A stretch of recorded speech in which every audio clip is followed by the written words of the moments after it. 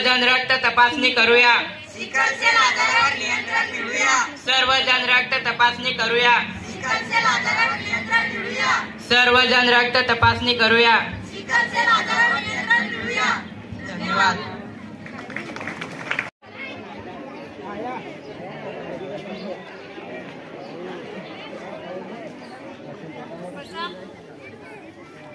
नाव सांगा. काय झालं याला? वडील पडेल फक्त आता त्याचा हातपाय सुजेल आहे. ताप पण आहे.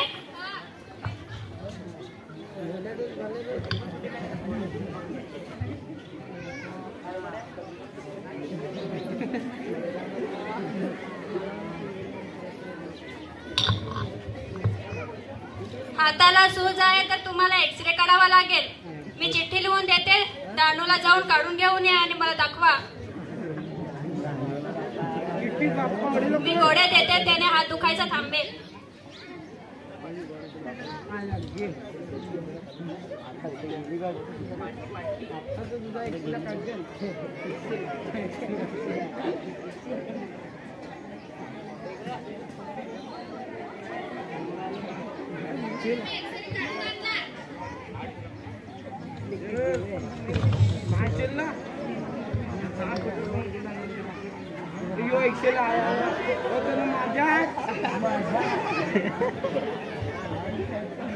हाताला फ्रॅक्चर तर दिसत नाही आणि हाताला सूज पण आहे आणि अंगात बारीक ताप पण आहे. तर तुम्ही एक काम करा, PHC ला जा आणि तिथे याचं रक्त तपासून घ्या.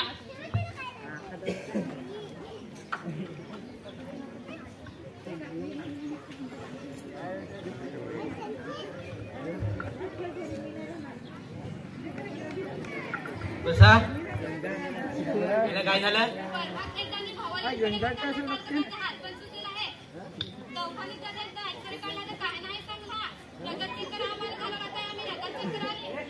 सिस्टर आहे, हिमोग्लोबिन तपासणीसाठी ब्लड सॅम्पल घ्या आणि मला लवकर रिपोर्ट द्या.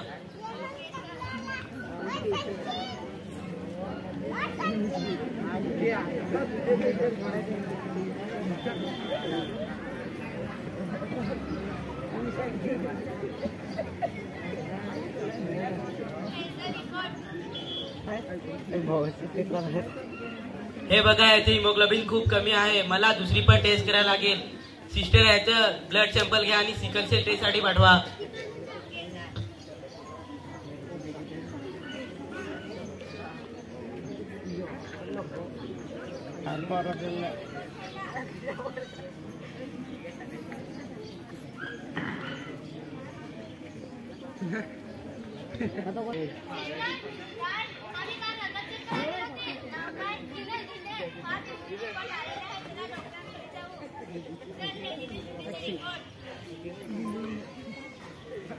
हे बघा, याला सिकल सेल नावाचा आजार झालेला आहे. मी तुम्हाला गोळ्या देतो, ते ह्याला दररोज एक द्या. गोड आलेले कडधान्य, हिरव्या पालेभाज्या, मासे, अंडी, संत्री, बीट असे याला खायला द्या आणि याच्या खाण्यापिण्याकडे लक्ष ठेवा. घाबरून जाण्याची गरज नाही.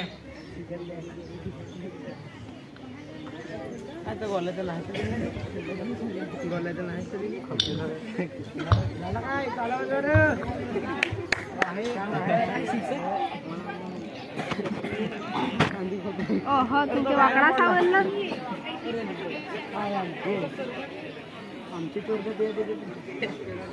मुलांना, उद्या गंजाडवरून डॉक्टर येणार आहे. ते तुम्हाला सिकल सेल या आजारावर माहिती देणार आहे. तर सर्वांनी उद्या शाळेत पालकांना बोलवायचे आहे.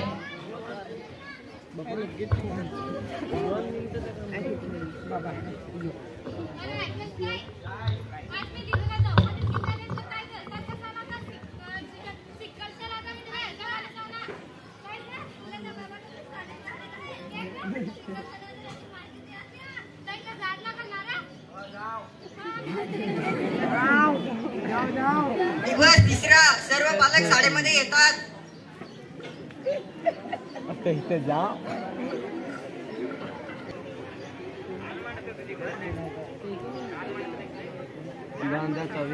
नमस्कार. सर्वांचे आमचे शाळेत स्वागत.